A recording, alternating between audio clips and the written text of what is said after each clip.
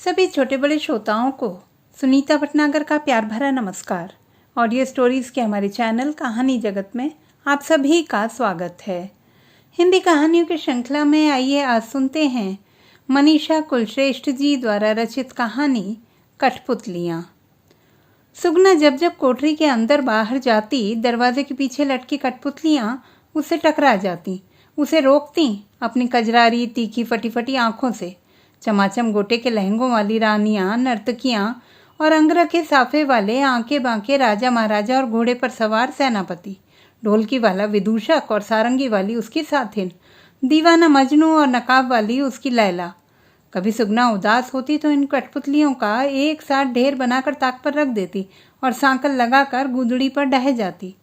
कभी गुस्सा होती तो जोर से झंझोड़ देती सबके धागे, कुछ मटक जाती, एक दूसरे में अटक जाती। किसी नर्तकी की गर्दन किसी के हाथों में उलझ जाती, कोई राजा डोर से टूट मुंह के बल गिरा होता, ढीठ मालिन टोकरी समेत उसके ऊपर। प्यार आता तो उनके धागे सुलझाती, टूटे जेवर ठीक करती, उधड़े गोटे झालर सीती या नए कपड़े बनाती। कभी कभी वह अपने हाथ पैर देखती तो उसे लगता उसमें भी एक अदृश्य डोर बंधी है। उसे महसूस होता कि ये जो वक्त है ना, 9 से 4 बजे का, वह 2 प्रस्तुतियों के बीच पर्दा डाल के मंच के पीछे लटका दी गई कठपुतली के आराम का समय है। अब होती है कुछ दीवानी कठपुतलियाँ, देह के साथ साथ मन भी पसारने वाली। वह भी वैसी ही एक बावरी कठपुतली है जो डोरों से मन को विलक कर नया खेल रचती है, सूत्रधार की समझ से परे का खेल, कुछ मौलिक कुछ अलग, जो जीवन को विस्तार दे, जिसमें उसकी एक अलग भूमिका हो, इंतजार करती बीवी, बच्चे पालती माँ से एकदम अलग। अपनी देह गंध से बौराती, अपने मन से संसर्ग का साथी चुनती एक आदिम औरत की सी भूमिका। वह इन अनचाहे रिश्तों की डोरों से उलझकर थक गई है। ये रिश्ते जो उसके खून तक के नहीं हैं, उसके खून के रिश्ते तो कहीं दूर छिटक कर गिर गए हैं। छोटका भाई याद आता, किसी और ड्योढ़ी नाते बैठी माँ याद आती, ऐसी ड्योढ़ी जहाँ से उसे कभी कोई बुलावा नहीं आने वाला। बापू होता तो उसकी कोई तीज यूँ सासरे में बीतती। कितना हंसी थी उसकी सहेलियां जब उन्हें पता चला था कि उसका प्यार गांव-गांव जाकर स्कूलों, मेलों और त्योहारों और शादी ब्याह में कठपुतली का खेल दिखाने वाले के साथ तय हुआ है।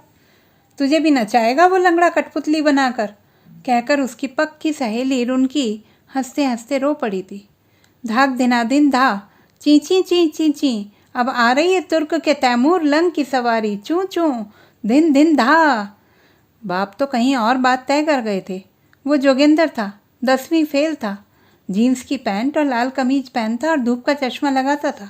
सब जोगी कहते थे, पर उनके आंखें मूंदते ही लेन देन की बात पर बाई ने 3 साल पुराना रिश्ता तोड़ दिया था। रिश्ता टूट गया तो जहन में गूंजता नाम भी पीछे छूट गया। 13 साल की सुगना बाई का ब्याह 30 बरस के अपाहिज और विधुर कठपुतली वाले रामकिशन से हो गया। सुगना के सपने में पैर कटी कठपुतलियाँ आने लगी।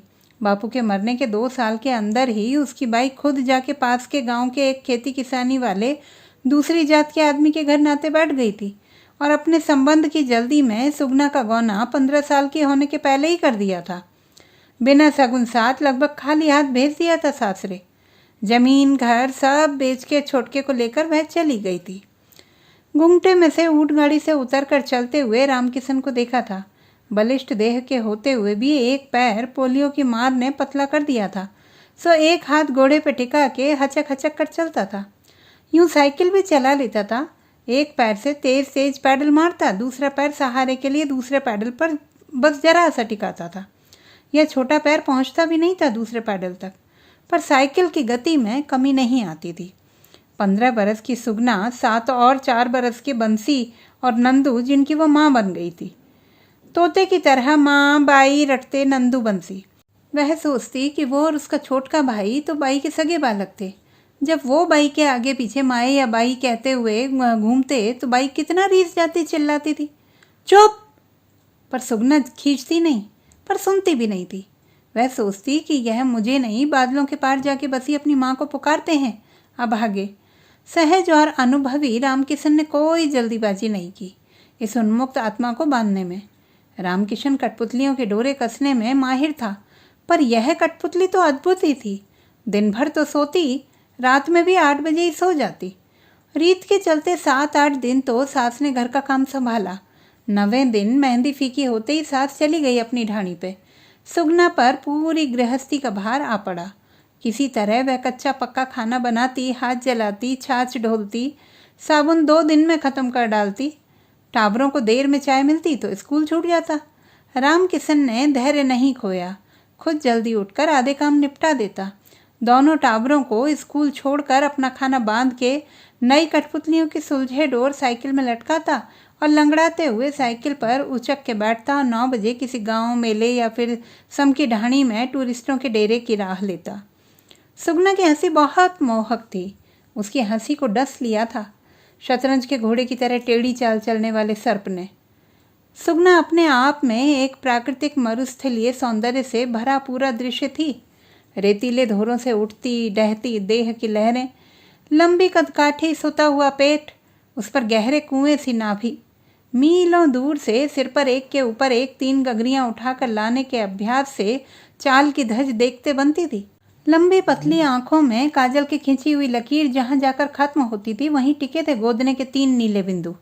रूखे भूरे केशों में लगी चमकीली रंगीन चिमटियां, आगे के बालों में चोटी में गूंथा गया लाख का बोरला, पीछे चोटी में गिलट की चेन और घुंघरू वाली चोटी पिन, कसके बंधे बालों को भी उड़ा लिए जाती थी मरुधरा की बावरी हवा। चेहरे पर आ जाते थे बाल, वह खींच जाती। बात देह की ही तो नहीं थी, मन भी उसका हरा भरा नखलिस्तान था। कम बोलती, हंसती ज्यादा। अतिरिक्त संवेदना उसके मन को आर्द्र करती थी, इसीलिए बात बात पर आंसू की झड़ी लग जाती थी। इसी अतिरिक्त संवेदना के चलते वह रूखड़ों, पंछियों और डांगरों से बातें करती। उसे चिड़ियों की आवाज़ पाशर्व का स्वर नहीं लगती थी, दृश्य का मुख्य स्वर लगती थी, और वह जब तब इस लोक से कट जाती। आकाश के रंग देखकर वह भूल जाती कि वह धरती पर खड़ी है। घर उसे काटने को दौड़ता। वह हर 2 मिनट में खुले की ओर भागती, कोठरी और रसोई से निकलकर। घर की रसोई से भला उसे घर के आंगन में लगा इकलौता खेजड़े का पेड़ अच्छा लगता। वह आटे की परात, काचरियों, फलियों और हरी साग और दराती लेकर पेड़ के नीचे बने इस चौतरे पर आ बैठती और खाना बनाने की पूरी तैयारी यहीं करती। लगन के तुरंत बाद मेहंदी छूटते ही पहला जो काम उसने किया वह यही था कि एक पक्की एक कच्ची कोठरी वाले घर के आंगन में लगे इस खेजड़े के पेड़ को चारों तरफ भाटे लगाकर, चूना गारा थोप कर, ऊपर से लीप कर उसने गोल सुघड़ चौतरा बना लिया था। खेजड़े पर पंछी आते तो वह खुश हो जाती। मटके के टूटे पैंदे में पानी भर के टांग दिया था खेजड़े की एक डाल पर प्यासे पंछियों के लिए। मुट्ठी भर बाजरा आंगन में बिखेर देती तो वह चहचहाते हुए नीचे उतर आते। बंसी का बापू हंस दिया था उसकी इस हरकत पर। तब उसने उसकी तरफ पहली बार घूंघट हटाकर उसकी ओर देखकर हंसकर कहा था, इस घर को अपना बना रही हूँ। उसी रात उसने अपना आप बिना नखरों के उस 30 बरस के मनक को सौंप दिया था। सुगना बहुत डरपोक थी। वह माँ बनने से डरती थी। उसकी चिंता का समाधान रामकिशन ने कर दिया था। बंसी की पहली माँ के सामने ही ढाणी में जैसलमेर के डाकदर नरस आए थे। कैंप लगा था। जिसके 2-2 टावर थे सबकी नसबंदी कर दी थी, जोर जबर करके, पुलिस का डर दिखा करके। और आप? हाँ, पर डॉक्टर साहब कहते थे कि ऑपरेशन उलट भी सकता है ना, मत उलटवाना। बंसी नंदू हैं तो बच्चे 2 ही अच्छे। सुगना हंसी तो उसकी नाभि में एक गहरा भंवर पड़ गया था। सुगना और रामकिशन की गृहस्थी पटरी पर आ गई थी। रामकिशन गांव-गांव भटकता, तब कहीं गृहस्थी और बालकों के स्कूल का खर्चा चलता था। उसे ऐसा लगता जैसे वह काठ की पुतली बन गई है और अदृश्य डोरे रामकिशन ने सुघड़ता से बिना उसे महसूस करवाए बांध ही दिए हैं। गृहस्थी के कामों को अब वह एक लय में कर डालती है। अब वह छाछ कम ढोलती, हाथ कम जलाती, साबुन बचा बचा कर इस्तेमाल करती। धरती की बहुमूल्य देन से विहीन इस गांव में आकर पानी के छपाकों से मुंह धोने की आदत छोड़ दी। बूंद बूंद पानी बचाती थी। टाबर माए बुलाते तो बिना चिहुके यंत्रवत समझ लेती। टाबरों को समय पर बाजरे के रोट और गुड़ का नाश्ता करा, उनके दिन का खाना कागज में लपेटकर स्कूल का बस्ता थमाकर वह घर से भेजती और किवाड़ मूंदती तो ऐसा लगता कि अब जाके उसके डोरे ढीले हो गए हैं। अब सुगना नाम की कठपुतली के शांत लटके रहने का समय है, 2 प्रस्तुतियों के बीच का समय। वह धम्म से गुदड़ी पर सुन्न होकर पड़ जाती। अपने वजूद को, अपने देह को हाथ से टटोलती, सोचती उलझती, लेकिन समझ में नहीं आता कि रात के इस मुहाने पर जाकर उफन पड़ी थी वह कि रामकिशन एकदम कुंठित हो गया और छिटक गया उससे दूर। पहले देह जब शांत नदी सी पड़ी रहती थी तो वह मीलों तैर जाता था। अब वह नैसर्गिक आकांक्षाओं से भरपूर नदी में बदल जाती है और इन्हीं आकांक्षाओं की पूर्ति हेतु प्रसन्न प्रच्छन्न क्षमताओं से परिपूर्ण होकर बहती है। प्रबल प्रगल्भ तो राम किशन के लिए मुश्किल हो जाता है। इस उफनती नदी को बाहों में भरकर तैरना। बहुत डरपोक थी सुगना, इस बात से भी डर गई। उसने खुद को काट कर लिया। अब राम किशन चाहे जैसे नचाए, वह जब तृप्ति की डकार लेता तो वह झूठन के इधर उधर गिरे टुकड़े समेट कर भूखी उठ जाती। फिर भी जिंदगी तो चल ही रही थी। राम किशन अपने कर्तव्यों से कहीं पीछे ना हटा। न सुगना ही ने हार मानी। बंसी नंदू उसे सगी माँ से ज्यादा चाहने लगे थे। सब कुछ ठीक ही चलता तो कठपुतली वाले राम किशन की लुगाई सुगना की कहानी चार दिशाओं में क्यों भागती। धनी धोरे टाबरों और सासरे वालों के चलते सुगना यूं अकेली पड़ जाती। वो गई है क्यों कुलधरा के उन खंडहर मकानों और मंदिरों की तरफ।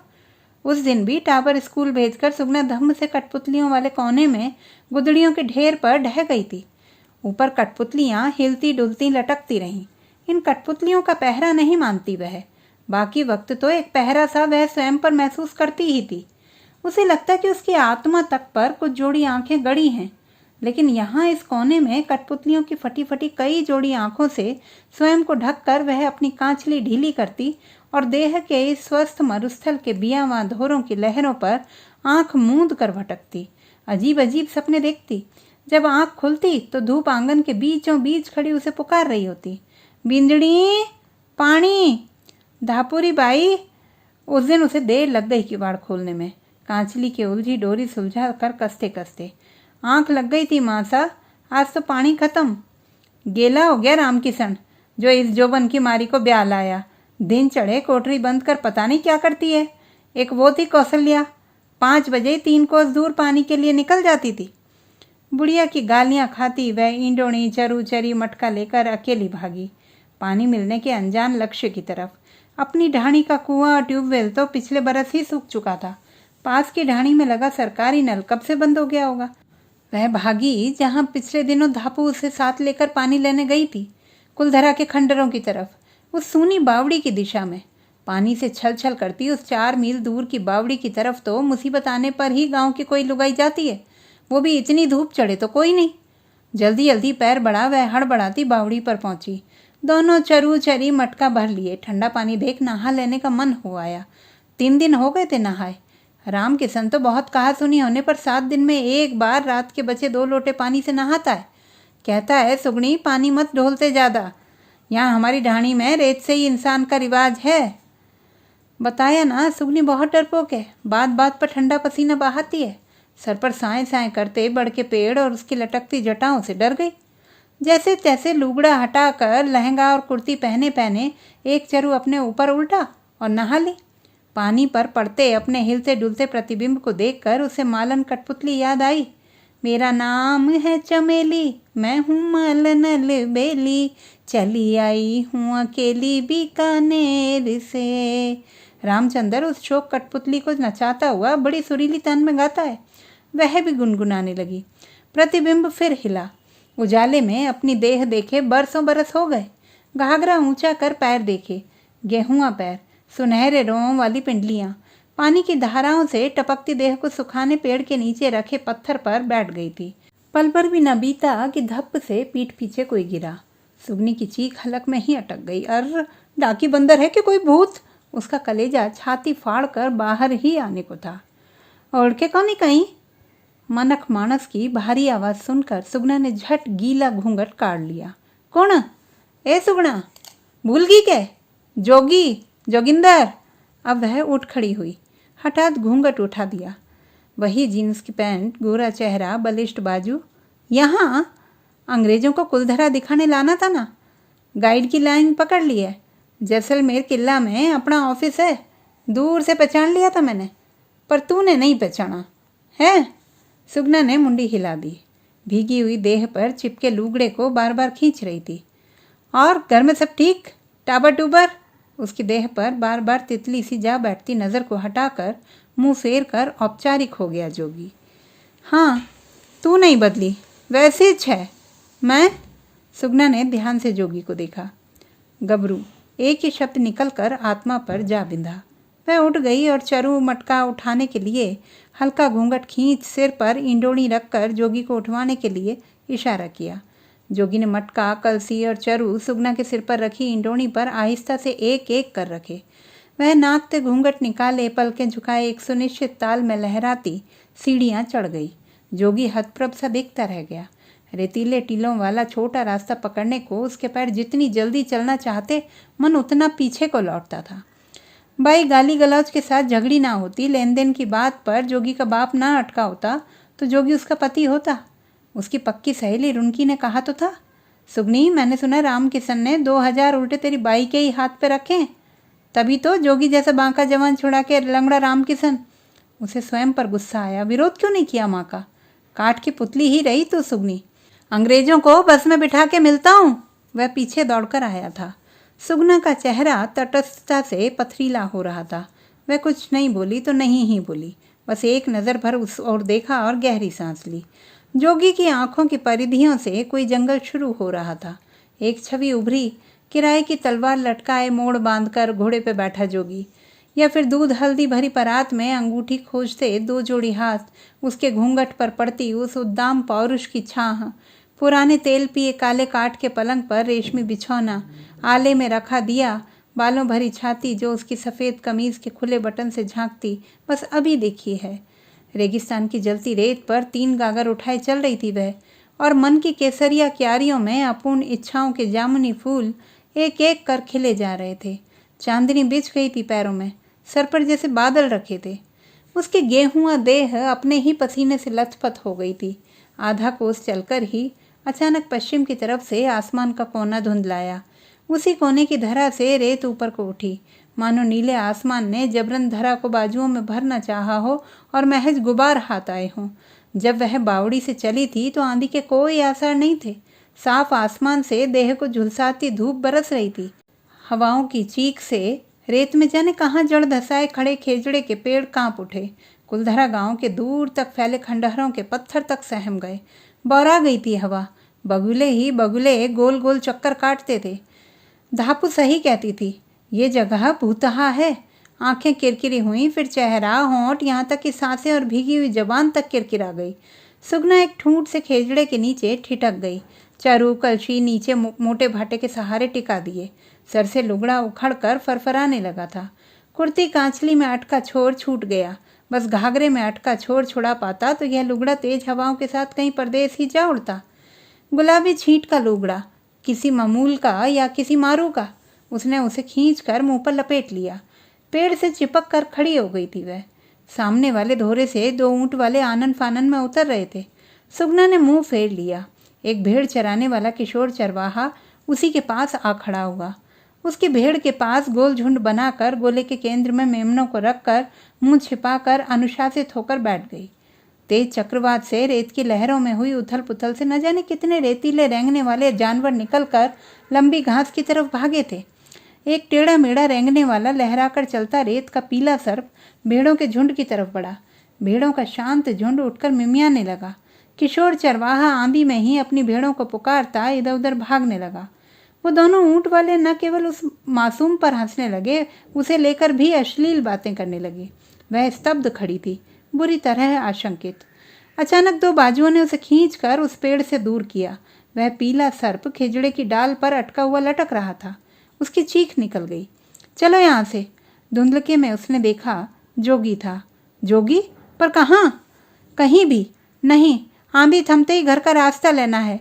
अरे गैली हुई है क्या इन ऊँट वाले स्मगलरों के साथ? यहाँ अकेली तूफान में क्या करेगी तू? वह उसके चरी मटके उठाकर चलता बना, सुगना पीछे पीछे। अनजान पगडंडियों पर चलते चलते वे ढेर सारे नीम के पेड़ों से ढके सुनसान पड़े एक भैरू बाबा जी के मंदिर के खंडहर तक पहुँचे।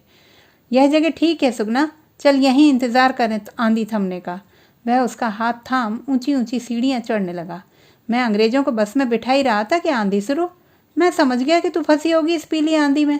सुगना की सांस अब तक तेज चल रही थी। जोगी की आंखों का जंगल करवटें ले रहा था। जहाँ घनी लताएं थीं, बहता पानी था, भागते कस्तूरी मृग थे, एक अपनी खुशबू थी जंगल की। भूख जग आई थी। सुबह से खाया ही क्या था? पास के झाड़ से टीमरू तोड़ने लगी। जोगी तूफान से नीचे गिर पड़े शहद के छत्ते की तरफ बढ़ा। मक्खियाँ अब तक भिन भिना रही थीं। ए मत खा ये जंगली फल, ले ये शहद। जोगी के हाथ में एक टूटे छत्ते का खोखल था जिसमें से शहद टपक रहा था। खाना, ये वन माखी का काढ़ा हुआ नीम का शहद है। वन माखी जितना तेज काटती है उतना मीठा शहद बनाती है, पर यह मीठा शहद पीछे से एक तीतापन छोड़ जाता है। आंधी तो रुक गई थी, मगर शहद और तुलसी दोनों के मिश्रित स्वाद के लालच की एक ही डोर से दोनों बंधे रह गए। सुगना के अंदर की कठपुतली सांस लेने लगी थी। जोगी ने वह छत्ते का टूटा हुआ खोखला हाथ से ऊंचा किया और सुगना के सूखे होंठों पर शहद की टपकती धार डालने लगा। उसके होंठ शहद से भीग गए थे। खोखल से शहद जगह जगह से टपक रहा था। चेहरा, गर्दन, कांचली के गले की काट का वह छोर जहाँ से फिर जंगल। जोगी बेशर्मी से हंसने लगा था। शहद का छत्ता, एक घना जंगल, गले में किरकिराती रेत, अनगिनत पगडंडियाँ, घने जंगल में छिपा झरना। खुलकर भूख लगी थी। फिर टिमरू तोड़ के खा लिए सुगना ने पास ही के झाड़ से। जहरीले थे या नहीं वे जंगली फल, लेकिन नशीले जरूर थे। सुगना का होश खोने लगा। उसके बेबाई फटे पैर के अंगूठे को चूम ही रहा था जोगी कि उसे जोर की उबकाई आई। जोगी ने घबराकर उसके गले में अपनी 2 उंगलियां डालकर उल्टी करवा दी थी। मना किया था ना, टीमरू जंगली टीमरू में फ़र्क होता है। तुझे सूग नहीं आती? कभी पैर का अंगूठा, कभी मेरी उल्टी। तुझसे सूग? तू तो केवड़े का झड़ है, कटीला मगर महकता हुआ सुगंध से। एक बार सुगनी, बस गलती हो गई कि तुझे भगा के नहीं ले जा सका। अब तुझे नहीं छोड़ना है। क्यों, तेरा भी तो ब्याह बना हुआ है। मैंने सुना। वो अपनी जगह रहे, सासरे में। तुझे जैसलमेर रखूँगा। कस के घने बालों वाली छाती से उसे चिपकाता रहा जोगी, जिसकी छाती के बालों के डंक पूरी देह पर लेकर लौटी थी सुगना। शहद और डंक दंश की एक तीक्ष्णता देह दुखा रही थी। वहीं शहद का तीतापन दंश लगे हिस्सों पर जलन पैदा कर रहा था। जब वह घर पहुंची, रास्ता ढूंढती हुई और रेत से किरकिराता हुआ पानी मटकों में लेकर, तो बहुत देर हो चुकी थी। सांझ ढलने को आई थी। दोनों टाबर बस्ता बाहर ही छोड़कर भूखे प्यासे रेत में खेल रहे थे। उसे देखते ही बाई कहकर लिपट गए। साइकिल बाहर खड़ी थी, जिसके हैंडल में उलझी हुई रेत भरी कठपुतलियाँ यूं ही लटकी हुई थी। उन्हें उतार कर कोठरी तक में नहीं रखा गया था। रामकिशन आंगन के चूल्हे से जूझता हुआ हांडी में बाजरे की राबड़ी पका रहा था। बहुत ठंडी आवाज़ और लाल आंखों से उसने पूछा था, कहाँ रह गई थी? कुलधरा की तरफ पानी लेने गई थी। रास्ते में तूफान आ गया, फिर रास्ता भी भूल गई। सच में ही तूफान आ गया और रास्ता भूल गई? उसके कहे में सच में व्यंग्य था या सुगना ही दूसरा व्यंजित अर्थ पकड़ रही थी? कुलधरा, वो भुतैली बावड़ी, पागल हुई क्या? किसने बताया तुझे उधर का रास्ता? धापू। धापू? भारी धापू की बहना, किस तूफान में फंस गई तू जाके? फिर व्यंग्य। सुगना का मन हल्के हल्के कांप रहा था। किसी ने देखा क्या? इसको कुछ कहा क्या? रामकिशन की अप्रत्याशित चुप्पी या फिर व्यंग्य से सने 2-1 वाक्य सुनते सहते स्वयं को भुलाकर उसने आंधी से बिखरा पूरा घर बुहारा समेटा। भीतर से वह अपने आप को भी समेटने का असफल यत्न कर रही थी। रात को टाबरों को खाट पे सुलाकर हाथ मुंह धोकर कपड़े बदलने को हुई तो देखा जहाँ जहाँ शहद गिरा था वहाँ वहाँ कुर्ती का रंग उड़ गया था। कांख चिपचिपा रही थी, कान तक के अंदर चिपचिप। 3-4 लोटे पानी के भी कम थे उस चिपचिपाहट के लिए। इतना पानी क्यों ढोल रही है? रेत ही तो है, कीचड़ कांदा थोड़ा ही है। अपनी सूखी ओढ़नी से अच्छी तरह से कान के अंदर तक पहुंचकर आंगन की लालटेन धीमी कर कोठरी के आले में रखा दिया बुझाकर दरवाजों की दरारों में कपड़े ठूंस कर वह रामकिशन की बगल में जमीन पर बिछी गुदड़ी पर जा लेटी थी। तमाम व्यंग्य बाणों के बीच भी रामकिशन का नीचे बिस्तर बिछाना उसे समझ नहीं आया। जब टाबरों को ऊपर प्यार से सुला रामकिशन नीचे उसकी गुदड़ी बिछाकर लेटता है तो उसका मंतव्य सुगना तुरंत समझ जाती है। उस रात रामकिशन उसके प्रति निर्मम था। उसी दौरान 2 जोड़ी शहद के रंग की आंखें और मुड़ी हुई पलकों की वह अधखुली चिलमन उस पर बिना झंपे तारी ना हो गई होती तो वह उस एक जंगल से कैसे गुजरती? ना गुजरती उस जंगल से तो यह सरासर बलात्कार होता। सह गई वह रामकिशन की सारी निर्ममता, अपने भीतर करवटें लेते जंगल के चलते। उसने कब देखा था घनेरा जंगल? बस मीलों मील फैले मरुथल देखे थे। पीली और काली आंधियों में भी उन पर टिके पुराने खंडहर जैसे तैसे सांस लेते थे। और इन खंडहरों में लटके वनमाखी के मीठे शहद भरे छत्ते। मीठा तो होता है इसका शहद, पर तीतापन छोड़ जाता है, यही कहता था ना जोगीड़ा। रामकिशन का गांव-गांव जाकर कठपुतली का खेल दिखाना नहीं रुका, कुलधरा से उसका पानी लाना नहीं रुका। जोगी का विदेशी और देशी टूरिस्टों को कुलधरा रोज लाना कैसे रुकता? कुलधरा के रहस्यमय खंडहर अंग्रेज हैरानी से देखते। कैसे पूरा का पूरा गांव एक ही रात में गायब हो गया था। जलते चूल्हे, चलती चक्कियां छोड़, दरवाजे खुले छोड़, अनाज भरे कुठार यूं के यूं छोड़ गांव का गांव गायब हो गया। कहाँ पता नहीं। बहुत रहस्यमय है जैसलमेर जिले का यह कुलधरा गांव। जोगी टूटी फूटी अंग्रेजी और पर्यटन विभाग के छपे पन्नों से उन्हें बताता, sir look here ma'am, those villages were Rajput warriors.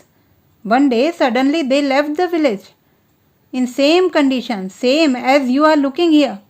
जल्दी ही गर्भवती होने का एहसास चींटियों सा उसे काटने लगा था। रामकिशन के पार्श्व में लेटे हुए उसे लगता गर्म रेत पर लेटी है वह। देह के आकार का वाष्प और तरल भरा गड्ढा भर है वह। पंडित का फिक्रा गूंजा, विधवा गांवण ऋतुमती औरतां छोड़ी हुए लुगायां हमसु आप ही उठ के चली जाओ, बुरा मत मानजो सा, भगवान भी बनाई रीत है, आरती में कोई भेदभाव नहीं, आरती के टाइम वापस आ सको, अपनी अपनी श्रद्धा सु भेंट चढ़ा सको।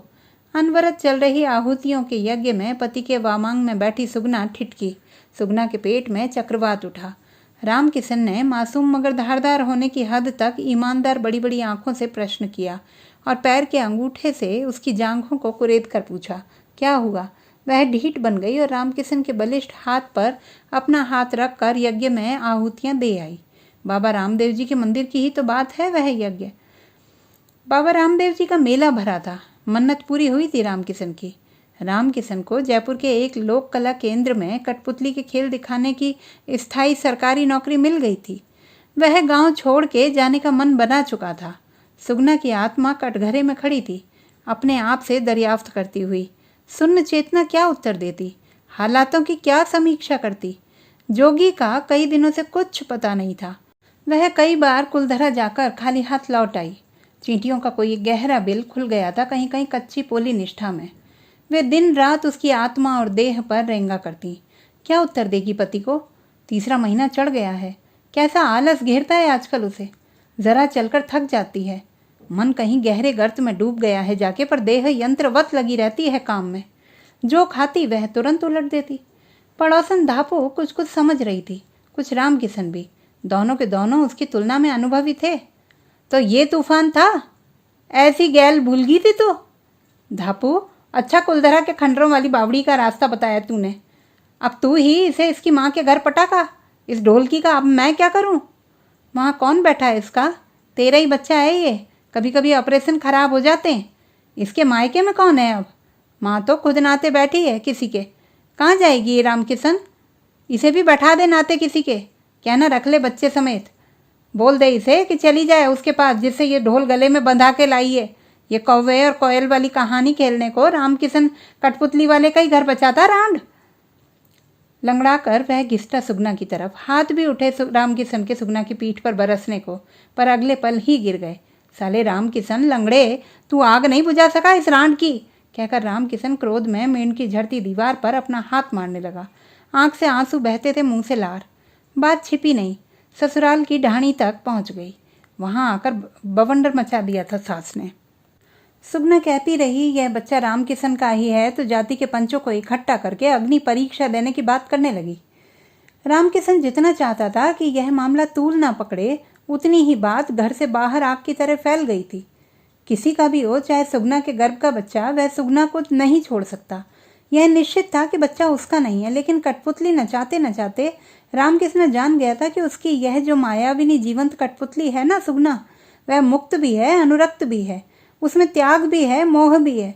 न सही सती धर्म, लेकिन सेवा है, सहिष्णुता है। उसमें जीवन है, जीवन की हलचल है, मादकता है, तो अथाह ममता भी है। वह अंत तक कहता रहा, बाई रहने दे, मेरा घर उजड़ जाएगा दूसरी बार। पर सास अडिग थी अग्नि परीक्षा को लेकर।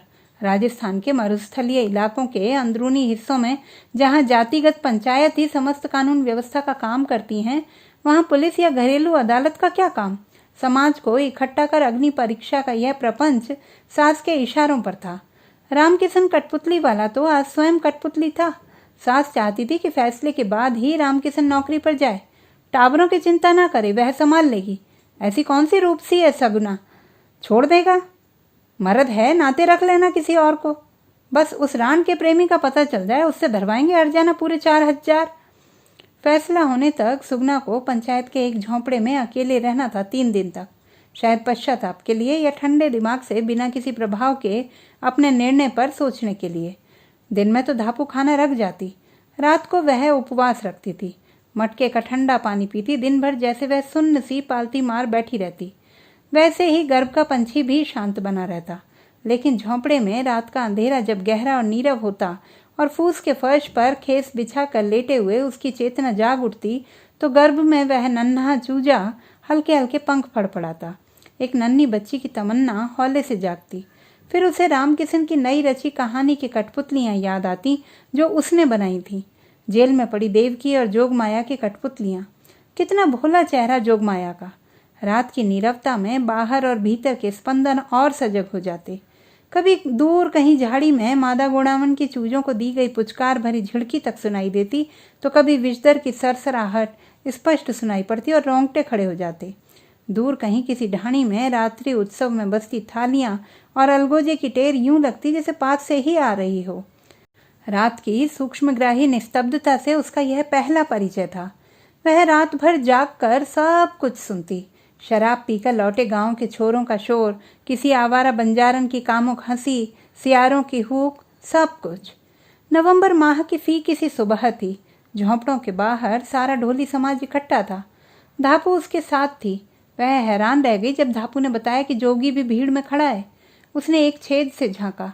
पति की आहत नज़र, प्रेमी का भयभीत चेहरा, नंदू बंसी के कुंभलाए बदन, ससुराल के लोगों की हिकारत भरी मुद्राएं, कुतूहल से तमाशा देखते, कानाफूसियां करते, मजाक उड़ाते उसकी ही जाति के लोग आई। धापुड़ी, जाके कह दे उस जोगी को भग जाए यहाँ से। किसी को अंदाज भी पड़ गया तो हर जाने की बात तो है ही, कूट भी डालेंगे उसे मेरे सासरे वाले। फैसला तो जो होना हो सो हो। वह लगातार यही कहेगी कि बच्चा रामकिशन का ही है और किसी का हो ही नहीं सकता। सुगना की आंख फिर एक छेद से होकर जोगी पर जा टिकी। वह ढीठ तो धापू के साथ इधर ही आ रहा था और रामकिशन आशंकित हो लगातार उस जोगी को घूरे जा रहा था। माजरा समझ रहा है क्या? यहाँ से चला जा जोगीड़ा। उसने जोगी के बाहरी पैरों की आहट सुनते ही झोंपड़ी के अंदर से ही खड़े होने की कोशिश में देह के बोझ तले डूबते हुए कहा, तू बैठ जा, अभी थक जाएगी। पंच मशवरा कर रहे हैं कि अग्नि परीक्षा कैसे लें। जोगी तू बाहर ही रुक। धापू ने उसके साथ भीतर आते जोगी को हाथ से ठेल दिया। सुगना सुन, मैं हरजाने के 4,000 लाया हूँ। 2,000 में छीनी थी ना तुझे मुझसे उसने। मैं दुगना हरजाना भरूंगा। उसे बोल, छाती ठोक के कह दे कि बच्चा तेरा मेरा है। कोई ज़रूरत नहीं गर्म तेल में हाथ डालने की या गर्म ईंटें पकड़ने की।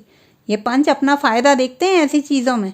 औरत का चरित्र खराब निकले तो भी पंचों की चांदी, ना निकले तो भी उसकी चांदी। दोनों तरफ का पैसा उनको तो मिलता ही है। वह दरवाजे पर मुंह रखकर फुसफुसाया। सुगना का मुंह कसेला हो गया। वह कुछ नहीं बोली। पर जोगी, वह तो तन मन धन का जोखिम उठाकर उसे लेने आया है। न सही धर्म पर उसका राग बंधा था सुगना से। वह फिर तड़फड़ाया। बाहर फटफटी खड़ी है रोड पे, चुपचाप बाहर आ जा। झोंपड़ी के पीछे लंबी घास है, छिपकर पहुंच रोड पे। सुगना, ए सुगनी, क्या कहती है? क्या कहेगी पंचों से? हाँ जा जा, जाके तू अपना काम देख। मुझे जो कहना होगा कह दूंगी। अच्छा तो यह है कि रामकिशन और उसके घर वाले तुझे पहचाने, उससे पहले ही तू चला जा। मैं नहीं डरता उस लंगड़े और उसके घर वालों से। अब भी कह रहा हूँ जोगी, तू जा, देख पंच तैयार खड़े हैं फैसले के लिए। सुगनी मत पकड़ना रे गरम ईंटें, फपोले तो पड़ेंगे ही, चाहे तू सही हो कि गलत। चीखते जोगी को धापू ने दूर तक ठेल दिया। इतनी बड़ी बातें बता रहा है, अब तक कहाँ था रे तू? अरे गाइड हूँ आज यहाँ, तो कल टूरिस्ट जहाँ ले जावे उसके साथ। तभी बंसी भागता हुआ आया। भाई तू हमारे साथ चलना, नंदू तो खाना नहीं खाता, तेरे बिना रोता रहता है। एक माँ भगवान ने छीनी, अब ये दूसरी ये रांट दादी, इसी की करतूत है। बापू तो तुझे चाहता है भाई। रात को रोता था दादी के आगे।